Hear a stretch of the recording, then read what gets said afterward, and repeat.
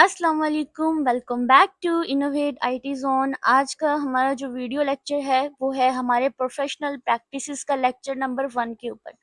इस लेक्चर में हम लोग प्रोफेशनल एथिक्स क्या होते हैं इनका इंट्रोडक्शन लेंगे और इसके अंदर जो टॉपिक्स हमारे पास कवर हो रहे हैं which is the definition and importance of the ethics, then ethics versus morality, उसके बाद roles of ethics in computing यानी कंप्यूटिंग एथिक्स के बारे में देखेंगे और एथिकल डिसीजन मेकिंग के बारे में हम लोग देखेंगे।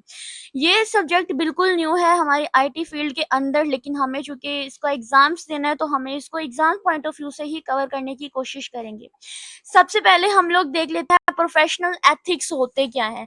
प्रोफेशनल एथिक्स आप कह सकते हैं सेट ऑफ प्रिंसिपल्स होते हैं that guides the professional in understand their responsibilities and performance them in the best possible manner. यानी प्रोफेशनल एथिक एक ऐसे सेट ऑफ रूल्स होते हैं, आप कह सकते हैं सेट ऑफ प्रिंसिपल होते हैं जो किसी भी फील्ड के जो प्रोफेशनल्स होते हैं उनको अपनी रिस्पॉन्सिबिलिटीज को समझने और उन्हें ज्यादा बेहतरीन तरीके से अंजाम देने में हेल्प करती हैं। ठीक है, ये जो रूल्स होते हैं, जो प्रिंसिपल होते हैं, ये होनेस्टी, इंटेग्रिटी, फेयरनेस और अकाउंटेबिलिटी पर ही इंक्लूड होते हैं, जो किसी भी प्रोफेशनल्स को अपनी फील्ड में एथिकल तरीके से काम करने का पाबंद बनाती हैं। अब प्रोफेशनल एथिक्स जो होते हैं वो हर फील्ड में बहुत बहुत इंपॉर्टेंट होते हैं, चाहे वो मेडिकल हो, चाहे वो लॉ हो, चाहे बिजनेस हो, चाहे कंप्यूटिंग हो। किसी भी फील्ड में प्रोफेशनल एथिक्स होते हैं ये बहुत इंपॉर्टेंट होते हैं।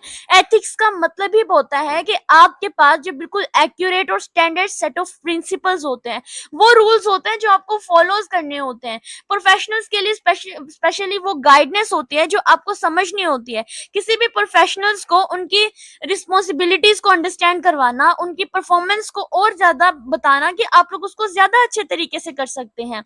ये जो प्रिंसिपल्स होते हैं, जो रूल्स होते हैं, ये आपकी अपनी होनेस्टी, आपकी जो इंटेग्रिटी है, आपकी जो फेयरनेस है और आपकी जो अकाउंटेबिलिटी होती है उसकी बेस पर ही बनाए जाते हैं। ठीक है, अगर कोई भी प्रोफेशनल इन स्टैंडर्ड्स को फॉलो करता है तो किसी भी फील्ड में बहुत वो रिस्पेक्टफुल हो जाता है। जो प्रोफेशनल एथिक्स होते हैं वो किसी भी फील्ड, चाहे आप मेडिकल से हैं, चाहे आप लीगल लॉ वगैरह से हैं, किसी भी बिजनेस से हैं, किसी भी कंप्यूटिंग फील्ड से होते हैं, आपके लिए प्रोफेशनल एथिक्स को फॉलो करना बहुत ज्यादा इंपॉर्टेंट होता है। इसकी अगर हम इंपॉर्टेंस की बात करते हैं तो प्रोफेशनल एथिक किसी भी फील्ड के प्रोफेशनल और उनके जो भी काम होते हैं हर एक में यूज किए जाते हैं। उनके जितने भी फंडामेंटल एस्पेक्ट होते हैं उनमें ये यूज किए जाते हैं। कुछ रीजंस होती हैं जो मतलब कुछ की रीजंस होती हैं इनकी इंपॉर्टेंस को इंक्लूड करते हैं, जिनमें सबसे पहले आ जाता है ट्रस्ट एंड रेपुटेशन।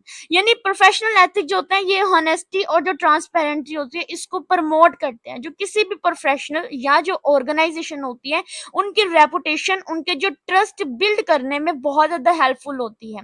उसके बाद हमारे पास आता है फेयरनेस एंड जस्टिस। ये इंश्योर करता है कि हर शख्स जो होता है, हर पर्सन जो होता है वो अपनी फील्ड में जो आप कह सकते हैं जस्टिस और जो इक्वालिटी होती है यानी इंसाफ और जो भी इक्वालिटी होती है उसको उसके साथ काम करे, बिल्कुल इक्वालिटी के साथ काम करे, बिल्कुल जस्टिस के साथ इंसाफ के अंदर रहते हुए काम करे। ये फेयरनेस एंड जस्टिस में आ जाता है और ये प्रोफेशनल एथिक्स की इंपॉर्टेंस में इंक्लूड है।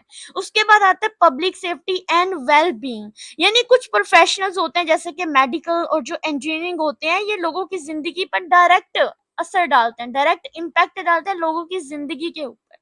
ठीक है, एथिकल स्टैंडर्ड्स को फॉलो करके पब्लिक सेफ्टी को भी इंश्योर किया जाता है। उसके बाद आता है प्रोफेशनल ग्रोथ एंड डेवलपमेंट। यानी जब प्रोफेशनल एथिक्स एथिकल तरीके से काम करते हैं, जो प्रोफेशनल्स होते हैं वो बिल्कुल एथिक्स को फॉलो करते हैं, एथिकल वे में काम करते हैं, तो उनका जो काम होता है, जो इंटेग्रिटी होती है, उन्हें बहुत ही ज्यादा आगे ले जाती है। यानी उनको सक्सेसफुल अपना कैरियर अपॉर्चुनिटी को बेटर करने में भी हेल्प करती है। उसके बाद हमारे पास 5 वाली इंपॉर्टेंट आती है लीगल एंड रेगुलेटरी कॉम्प्लियंस। इसका मतलब क्या होता है कि हर प्रोफेशनल्स में जो एथिकल प्रिंसिपल्स होते हैं उनको फॉलो करना कॉम्प्लियंस को इंश्योर करता है, किसी भी लीगल कॉम्प्लियंस को। ठीक है, रूल्स एंड जो रेगुलेशंस होते हैं उनको फॉलो करना किसी भी प्रोफेशनल्स के लिए बिल्कुल बेसिक चीज होती है, उनको फॉलो करने पड़ते हैं, चाहे वो इंडिविजुअल हो चाहे वो बिजनेस से रिलेटेड हो, ये बहुत मैंडेटरी होता है।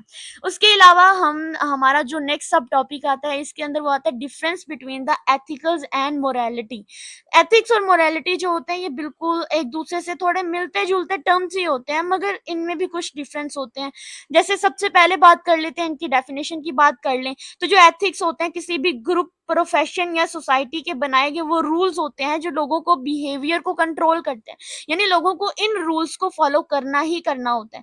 जबकि जो मोरालिटी होता है ये किसी एक पर्सन की अपनी बिलीव्स और जो वैल्यूज होती है ना, जो उन्हें अच्छे और बुरे का जो भी डिसीजन लेने में, यानी आप कह सकते हैं believes about the right and wrong, एक पर्सन के अंदर कितने राइट्स एंड रॉन्ग्स उसके बिलीव्स हैं उनके ऊपर डिपेंड कर रहे होते हैं मोरालिटी। ठीक है, ये एक पर्सन पे डिपेंड कर रहा होता है कि उसने किन रूल्स को फॉलो करते हुए रहना है। लेकिन जो एथिक्स होते हैं उनके अंदर जो भी ग्रुप प्रोफेशंस आते हैं उनको वो रूल्स जो होते हैं फॉलो करने ही पड़ते हैं। अगर हम एथिक्स के स्कोप की बात करेंगे तो ये प्रोफेशनल और सोशल लेवल पर अप्लाई किया जाता है, जबकि जो मोरालिटी होती है वो एक इंडिविजुअल और पर्सनल लेवल पर ही अप्लाई होता है। अगर इसके सोर्सेज की बात करते हैं तो हमारे पास जो एथिक्स होते हैं, एथिक्स लॉज, प्रोफेशनल कोड्स और जो भी सोसाइटल नॉर्म्स होती हैं उन पर ये इंक्लूड किए जाते हैं, उनकी बेस पर ही हमारे सोर्सेज होते हैं। जबकि मोरालिटी में क्या होता है कि एक पर्सन की जो पर्सनल वैल्यूज होती हैं, उसके रिलीजन, उसकी जो भी अपब्रिंगिंग होती है उनके ऊपर ये डिपेंड करता है। उसके बाद अगर हम फ्लेक्सिबिलिटी की बात करें तो एथिक्स जो होते हैं वो एक सिस्टम होता है जो वक्त के साथ साथ बदलता रहता है। ठीक है, इसके अंदर चेंजिंग आती रहती है। जबकि जो मोरल्स होती हैं, मोरालिटी होती है, वो ज्यादा जो होती हैं आप कह सकते हैं कि एक ज्यादा पर्सनल होती हैं और हर जो पर्सन होते हैं उनके अंदर डिफरेंट मोरालिटीज होती हैं। इसकी एक एग्जांपल समझ लेते हैं। फर्ज करें कि आप जो है एक डॉक्टर होता है, वो पेशेंट का रिकॉर्ड को कॉन्फिडेंशियल यानी प्रोफेशनल एथिक्स वे में ही रखता है। लेकिन अगर मोरालिटी बिलीव की बात करें तो हम ये जान लेते हैं अगर तो वो इसके अंदर कुछ गड़बड़ करता है तो ये वो उसने उन एथिक्स को भी फॉलो नहीं किया और उसके जो मोरालिटी होते हैं, जो उसके अपने रूल्स होते हैं वो भी बिल्कुल गलत तरीके से बनाए गए होते हैं। ठीक है, एक जो पर्सन होता है उसकी मोरालिटी, उसके जो भी प्रोफेशनल एथिक्स होते हैं कभी कभी एक दूसरे से बिल्कुल डिफरेंट होते हैं, लेकिन मोस्टली जो होती हैं वो एक दूसरे के से मिलती जुलती ही होती हैं।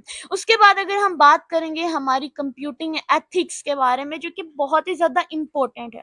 कंप्यूटिंग एथिक बेसिकली एक ऐसे सेट ऑफ प्रिंसिपल होते हैं जो टेक्नोलॉजी और कंप्यूटिंग को का यूज करके उसको रेगुलेट करते हैं, यानी जो कंप्यूटर जो टेक्नोलॉजी आती है उनके ऊपर जो अप्लाई किए जाते हैं सेट ऑफ रूल्स होते हैं, एथिकल रूल्स होते हैं, वो हमारी कंप्यूटिंग एथिक्स में आ जाती हैं, जो हमारी टेक्नोलॉजी के ऊपर जो है अप्लाई किए जाते हैं। ठीक है, और इसमें क्या होता है, ये क्या इंश्योर करते हैं कि कंप्यूटर सॉफ्टवेयर और जो डिजिटल रिसोर्सेज होते हैं उनके जो एथिकल और रिस्पॉन्सिबिलिटीज होती हैं उनका यूज किया जाए। इसके अंदर कुछ इंपॉर्टेंट की एस्पेक्ट आते हैं हमारे कंप्यूटर एथिक्स के ऊपर, जिनमें सबसे ज्यादा जो कॉमन आता है वो आपकी प्राइवेसी और डेटा प्रोटेक्शन होती है। यानी कंप्यूटिंग प्रोफेशनल को यूजर जो होते हैं वो कि यूजर की जो भी पर्सनल इंफॉर्मेशन होती है उनको प्रोटेक्ट करती हैं किसी भी अनऑथराइज एक्सेस से। तो ये सबसे पहला एथिक्स आता है कंप्यूटिंग फील्ड में। ठीक है, टेक्नोलॉजी की किसी भी फील्ड में जो सबसे पहला एथिक्स आता है हमारे पास प्राइवेसी एंड डेटा प्रोटेक्शन आता है। उसके बाद हमारी इंटेलेक्चुअल प्रॉपर्टी राइट्स आ जाते हैं, जिनमें क्या होता है कि आपके जो भी सॉफ्टवेयर और जो डिजिटल कॉन्टेक्ट होता है उसका मिसयूज ना किया जाए, प्लेजरिज्म और कॉपीराइट इन जो इश्यूज होते हैं एथिकल इश्यूज में सारे इंक्लूड होते हैं, वो सब ना हो। साइबर सिक्योरिटी की बात करें तो आपने जो भी एथिकल हैकर्स होते हैं, जो भी आईटी प्रोफेशनल्स होते हैं, उनकी ये जिम्मेदारी होती है, उनकी रिस्पॉन्सिबिलिटीज होती है कि वो साइबर क्राइम्स और जो भी ऑनलाइन फ्रॉड्स होते हैं उनको प्रोटेक्ट करें, उनको रोकें। उसके बाद हमारे जाते हैं एआई एथिक्स आ जाते हैं। तो आर्टिफिशियल एथिक्स में क्या होता है कि आर्टिफिशियल इंटेलिजेंस जो ऑटोमेशन होते हैं उनके जो डिसीजन एथिकल होते हैं वो बिल्कुल सही होने चाहिए, किसी भी बायस्ड सिस्टम का पार्ट नहीं होने चाहिए। उसके बाद डिजिटल डिवाइड आ जाती है, यानी टेक्नोलॉजी के जो भी इक्वल में आप कह सकते हैं प्रोमोट करती हैं, ये प्रमोट करती हैं जो भी इक्वल एक्सेस होती हैं आपकी टेक्नोलॉजी की, यानी उन जो भी इक्वल एक्सेस होती है वो सबको मिलनी चाहिए ताकि किसी को भी किसी किस्म की कोई भी नुकसान वगैरह ना पहुंचे, हर एक को डिजिटल डिवाइड इक्वल में मिलना चाहिए। उसके बाद ऑनलाइन बिहेवियर की बात करें तो सोशल मीडिया और जो इंटरनेट प्लेटफॉर्म्स होते हैं उन पर एथिकल बिहेवियर्स को मेंटेन करना, साइबर बुलिंग और मिस इन्फॉर्मेशन से बचना भी बहुत जरूरी होता है, ये ऑनलाइन बिहेवियर के ऊपर आ जाता है। उसके बाद हमारे पास एक और इम्पोर्टेंट सब टॉपिक आता है which is the ethical decision making process. Ethical decision making का मतलब होता है कि किसी भी सिचुएशन में अच्छे और बुरे के फर्क को समझना और सही फैसला लेना। अब ये एक स्ट्रक्चर्ड प्रोसेस होती है जो किसी भी प्रोफेशनल्स को मुश्किल जो हालात होते हैं उनमें सही डिसीजन लेने में हेल्प करती है। अब ये जो हमारे पास एथिकल डिसीजन मेकिंग प्रोसेस होते हैं ना, इनमें हमारे पास सबसे पहला आता है अंडरस्टैंडिंग द प्रॉब्लम, यानी जो भी प्रॉब्लम आ रही है, जो भी एथिकल डिलेमास आ रहे हैं, जो भी आपकी पॉसिबल जो प्रॉब्लम्स आती हैं उन्हें सबसे पहले अच्छे तरीके से क्लियरली डिफाइन करें, उन्हें अंडरस्टैंड करना बहुत ज़रूरी है। जब तक प्रॉब्लम को अंडरस्टैंड नहीं करेंगे तब तक उनका सॉल्यूशंस हम नहीं ढूंढ पाएंगे। उसके बाद जितने भी आइडेंटिफाई द ऑप्शंस, यानी जितने भी सोल्यूशन पॉसिबल सोल्यूशंस होते हैं उन सबको आप लिस्ट करेंगे, इनमें जो प्रॉब्लम्स है वो किन किन पॉसिबल सोल्यूशंस को से जो ठीक हो सकती है। वैल्यूज और प्रिंसिपल्स को आपने कंसीडर करना होता है, ठीक है। यानी इसमें क्या होता है कि हर ऑप्शंस को आप एथिकल प्रिंसिपल जैसे होनेस्टी, फेयरनेस और रिस्पॉन्सिबिलिटीज के अगेंस्ट एवेलुएट करें। उसके बाद अगर हम बात करें, नेक्स्ट हमारे पास आता है एनालाइज द कॉन्सिक्वेंस। यानी इसमें क्या होता है कि जो भी आप डिसीजंस लेते हैं उनकी पॉसिबल में जो भी रिजल्ट्स आते हैं, जितने भी पॉसिबल रिजल्ट्स आते हैं, आपने उन सबको एनालाइज करना होता है। सिलेक्ट द बेस्ट ऑप्शन, हमेशा आपने जो सबसे ज्यादा एथिकल और लॉजिकल सोल्यूशन होता है आपने उसको सिलेक्ट करना है। देन उसके बाद आपने एक्शन लेना है, और फिर एक्शन लेने के बाद जो भी असर आएगा, जो भी इम्पैक्ट होगा, आपने उसको ऑब्जर्व करना है। इसके लिए मैंने एक सिनेरियो एग्जांपल ली है, वो उसको अंडरस्टैंड कर लेते हैं। समझे कि आप एक सॉफ्टवेयर डेवलपर हैं, एक ऐसा प्रोजेक्ट पे काम कर रहे हैं जिसमें यूजर डाटा की सिक्योरिटी को कंप्रोमाइज हो सकती है, यानी इसमें कोई ना कोई साइबर क्राइम्स आ सकते हैं। इस केस में एथिकल डिसीजन मेकिंग को किन जो प्रोसेसेस से करना पड़ता है, जो प्रोसेसेस हमने अभी डिसीजन मेकिंग में पढ़े हैं वही आपने इसमें आपने सबसे पहले जो है वो प्रॉब्लम क्या ढूंढनी है, क्या यूजर डाटा को जो भी सिक्योरिटी को बगैर स्टोर करना एथिकल है। यानी सबसे पहले प्रॉब्लम ही आता है कि आप विदाउट सिक्योरिटी एथिकल के अपने डाटा को स्टोर करा सकते हैं। इसमें ऑप्शंस क्या आती हैं कि आपने जो कंपनीज होती हैं उनके ऑर्डर्स को फॉलो करें, जो कि बिल्कुल अनएथिकल होता है। एडवाइस करें इम्प्रूविंग द सिक्योरिटी, ये भी एथिकल होता है। Quite if unethical practice continuous, last resort होता है। तो आपने इनमें से जो सबसे बेस्ट चूज करना होता है वो होता है कि आपने प्राइवेसी को स्ट्रॉन्ग बनाना है, अपनी सिक्योरिटी को इम्प्रूव करना होता है, ठीक है, किसी भी किस्म के नुकसान से बच सके। इनको फॉलो करते हुए आपके पास क्या कॉन्सिक्वेंस यानी क्या रिजल्ट्स आ सकते हैं, क्या बेनिफिट्स हो सकते हैं, क्या बेस्ट ऑप्शन आप चूज कर सकते हैं, और क्या एक्शन परफॉर्म करेंगे जिसके रिजल्ट में आप जो है अपने प्रोजेक्ट को, अपने जो डाटा होता है उसको बहुत सिक्योर वे में जो होता है उसको आप स्टोर करा सकते हैं। ये एक एग्जांपल थी, और ये हमारा लेक्चर नंबर 1 था, हमारा इंट्रोडक्शन टू हमारे जो प्रोफेशनल प्रैक्टिसेस का। एंड आई होप सो आप लोगों ने अच्छे से अंडरस्टैंड कर लिया होगा कि किस तरह से हम लोग प्रोफेशनल एथिक्स को पढ़ते हैं, क्या इसकी इंपॉर्टेंस क्या है, साइबर क्राइम्स में इनकी क्या इंपॉर्टेंस है, कंप्यूटिंग एथिक्स क्या होते हैं, और डिसीजन मेकिंग प्रोसेस क्या होता है किसी भी एथिक्स की प्रोफेशनल एथिक्स के अंदर। आई होप सो लेक्चर आप लोगों के लिए हेल्पफुल रहा होगा। इससे रिलेटेड कोई भी क्वेश्चन हो, कमेंट सेक्शन ऑन है, कमेंट सेक्शन में जरूर पूछिएगा। Thank you.